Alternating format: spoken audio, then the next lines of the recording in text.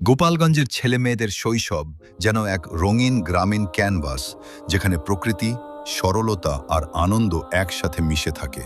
গোপালগঞ্জের শৈশব মানে শুধু সময় কাটানো নয়, বরং প্রকৃতির সাথে বেড়ে ওঠা, মাটির গন্ধে মিশে থাকা এক নির্মল জীবন, যা শহরের কোলাহলে খুঁজে পাওয়া কঠিন। চর মানিকদাহ গ্রামের শীতের সকাল, চারদিকে কুয়াশা, মধুমতি নদীর তীর ঘেঁষে হালকা ঠান্ডা বাতাস বইছে।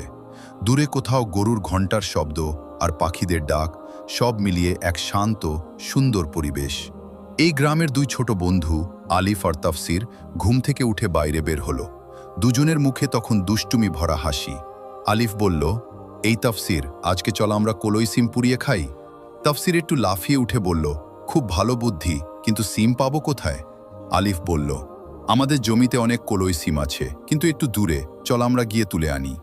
দুজন তখন কুয়াশার ভেতর দিয়ে হাঁটতে শুরু করলো। পথটা সরু, মাঝে মাঝে ঘাসে শিশির জমে আছে। তাদের পা ভিজে যাচ্ছে, কিন্তু তাতে কোনো সমস্যা নেই। তাদের মাথায় শুধু একটাই চিন্তা, আজ মজার কিছু করা হবে। জমিতে পৌঁছে তারা কলই সিম তুলতে লাগলো। একে একে দুজনে তুলতে থাকে, তারপর সেগুলো দড়ি দিয়ে বেঁধে মাথায় তুলে হাঁটতে থাকে। আলিফ বলল, চল এখন সবাইকে খবর দিই। তারা দৌড়ে গ্রামের ভেতরে গেল। একে একে তাদের বন্ধুদের ডাকতে লাগলো। খবর ছড়িয়ে পড়তেই একে একে অনেক শিশু কিশোর জড়ো হলো। কেউ খড়ের নাড়া নিয়ে এলো, কেউ শুকনো ডাল নিয়ে এলো, কেউ আনলো আগুন ধরানোর জন্য ম্যাচ। নদীর পাড়ে একটা খোলা মাঠে তারা সবাই মিলে কলই সিম পোড়ানো শুরু করলো।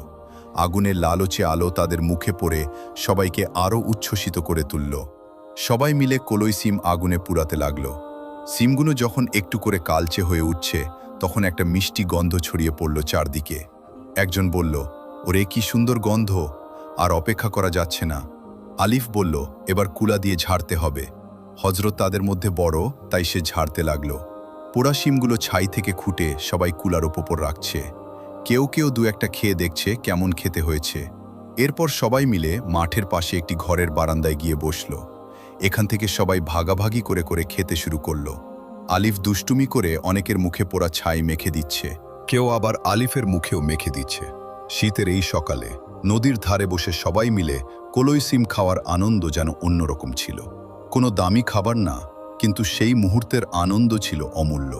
শেষে তাফসির বলল, আজকের দিনটা কিন্তু একদম মনে রাখার মতো। আলিফ হেসে বলল, হ্যাঁ, আবার এমন করব। কুয়াশার ভেতর সূর্য তখন একটু একটু করে উঁকি দিচ্ছে, আর সেই আলোয় ভেসে উঠছে তাদের বন্ধুত্ব, আনন্দ আর গ্রামের সহজ সুন্দর জীবন। গোপালগঞ্জের ছেলেমেয়েদের এরকম হাজারো শৈশবের গল্প আসবে আমাদের পেজে, তাই গোপালগঞ্জ প্রতিদিন পেজটি